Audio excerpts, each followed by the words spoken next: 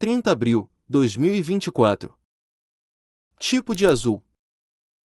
Outro prazo de pagamento perdido pela 777 Partners, desta vez para o Everton, coloca a aquisição do clube pela empresa em nova dúvida, enquanto uma de suas companhias aéreas acaba de entrar em administração voluntária. Por Paul Brown e Felipe Auclair. Há meses, o Everton atua com suporte de vida, contando com empréstimos do potencial comprador 777 parceiros. Mas parece ser a própria empresa de investimentos de Miami que atualmente necessita de ressuscitação. Desde setembro do ano passado, o Everton vem pagando as contas todos os meses com a ajuda de empréstimos de capital de giro do grupo multiclube administrado pelo sócio-gerente Josh Vander. Mais 777 parceiros, que está sendo processado por dívidas não pagas em várias partes diferentes do mundo, teve para pedir esse dinheiro emprestado à CAP, o dono de 5 seguradoras norte-americanas que acabam de ser ordenadas pelos reguladores a sair da sua relação com a empresa. E apesar das notícias em contrário, a mais recente parcela deste financiamento para o Everton, estimada em cerca de 20 milhões de libras, não chegou como prometido na semana passada. Isso foi um problema para o Everton, que precisava dele para fazer a folha de pagamento e pagar a Lanhor a próxima parcela dos custos de construção do novo estádio do clube em Bramley Murdoch. Josimar foi informado por 2 fontes independentes com conhecimento do processo que o dinheiro de lá venceria na última sexta-feira, enquanto o prazo para o dinheiro necessário para fazer a folha de pagamento foi estendido para terça-feira, 30 de abril. Apesar das promessas da 777 Partners e da ACAP de que o dinheiro chegaria até o fechamento do jogo na segunda-feira, isso não aconteceu. Aqueles familiarizados com as muitas acusações de perda de prazos, atrasos nos pagamentos e promessas não cumpridas que perseguiram 777 Partners nos últimos anos podem reconhecer um padrão aqui. Na ausência dos 20 milhões de libras, o Everton foi forçado a usar seu próprio dinheiro, mantido na conta bancária da empresa, para cobrir os 11 milhões de libras necessários para fazer a folha de pagamento neste mês. Não está claro se o clube tem financiamento suficiente além disso para cobrir o pagamento devido além. Deixar de fazer a folha salarial tem consequências potencialmente graves para um clube da Premier League e atrairia a atenção das autoridades. O Everton já garantiu sua sobrevivência na Premier League nesta temporada dentro de campo, apesar de ter sofrido 2 comissões independentes que atrapalharam o clube por irregularidades financeiras. Mas os holofotes estão mais uma vez voltados para 777 Partners aqui. O New York Times relatou recentemente como a empresa de contabilidade Deloitte, que assessora Moshiri, foi autorizada pelo empresário britânico-iraniano a falar com outros potenciais compradores. Josimar tem conhecimento de 2 grupos norte-americanos que manifestaram interesse no clube nos últimos meses, e sabe-se que pelo menos um deles ainda está na disputa. 777 sócios não têm exclusividade, embora um acordo entre eles e Moshiri contenha possíveis cláusulas de penalidade caso ele decida se afastar. Ao mesmo tempo, Moshiri foi forçado a estender vários prazos relativos a este acordo, enquanto a 777 Partners continua a tentar satisfazer as rigorosas condições da Premier League para a tão esperada aprovação de sua aquisição. Uma dessas condições era o pagamento de um empréstimo de 158 milhões de libras ao Everton pelo MSP. Quando a 777 Partners perdeu o prazo para fazê-lo no início deste mês, foi concedida uma prorrogação, que é entendida como sendo de forma contínua. No entanto, a ACAP já não pode emprestar a 777 Partners através das suas companhias de seguros. E o financiamento também não está mais disponível por meio da resseguradora 777 com sede nas Bermudas, que foi colocado sob controle administrativo pelos reguladores após uma descida das notações de crédito. Um recente aumento de capital da corretora Tifose não foi bem sucedido e atualmente está em espera, de acordo com a 777 Partners. Portanto, não está claro como a empresa será capaz de pagar esse empréstimo ou financiar uma aquisição total. O relógio está correndo, e este último prazo perdido fará pouco para tranquilizar os torcedores do clube de que a 777 Partners é capaz de concluir o acordo que eles acertaram pela primeira vez com Moshiri todos esses meses atrás. Um fracasso em fazê-lo provavelmente teria consequências maiores para eles do que para o Everton. Fontes disseram a Josimar que a 777 Partners precisa do Everton mais do que o Everton precisa deles.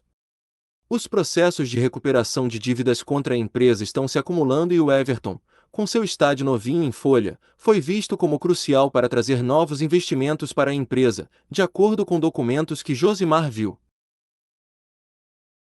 Logo no início da investigação, um ex-funcionário da 777 Partners nos disse que a empresa opera constantemente fazendo novos investimentos e que tudo é cross-collateralized. Outro descreveu as operações da empresa como um gigantesco jogo de concha, onde o dinheiro é desviado em torno das várias empresas do grupo. Mas as conchas parecem ter parado de se mover. Os antigos credores estão agora a pedir dívidas, não está a entrar dinheiro novo e não estão a ser feitos novos investimentos. Sem o acordo com o Everton para atrair novos capitais, pode muito bem ser a 777 Partners e não o endividado clube da Premier League, que acaba precisando de suporte vital. 8 milhões a menos. A única fonte recente de satisfação para 777 Partners foi a promoção de seu clube Estrela Vermelha FC, como campeão, para a Ligue 2, a segunda divisão da França, após uma excelente campanha. Josh Van Der prontamente recompensou os jogadores e a comissão técnica do Estrela Vermelha com a promessa de uma viagem com todas as despesas pagas a Miami no final da temporada. Isso, no entanto, não desencorajou os torcedores do clube parisiense a publicar uma declaração contundente sobre a propriedade múltipla do clube e brandir uma bandeira anti-777 no campo do Stade Bauer após a promoção ser garantida. A cena no Estádio Bauer do Estrela Vermelha após a promoção à Ligue 2. Também houve cenas de raiva em Liège, onde o Standard acaba de passar pela pior temporada em seus 125 anos de história. Em 25 de abril, o jogo em casa do Standard contra Malinês teve que ser interrompido quando bombas de fumaça começaram a chover no gramado do estádio de Sclessin. Os torcedores, que até então se mantinham completamente em silêncio, explodiram em cânticos ensurdecedores hostis aos seus donos americanos. Os resultados da Standard têm sido a principal causa do descontentamento sentido pelos seus adeptos, mas não são os únicos. A comissão de licenças belga, que havia punido 2 vezes o clube com transfer bans em 2023 por causa de repetidos descumprimentos de obrigações financeiras, emitiu uma licença para a temporada 2024-25 para a Standard em 24 de abril, depois de garantir uma letra de conforto da empresa irmã do 777, a 600 Partners, que, no papel, é 100% detida pelo associado de Josh Van Der, Steven Pasco.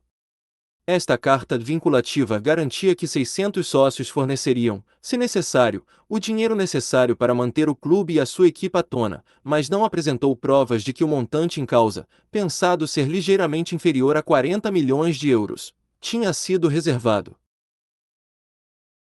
Além disso, esta carta significa que, caso o clube se encontre numa posição em que precisa do dinheiro, terá então de apresentar uma reclamação a um tribunal belga.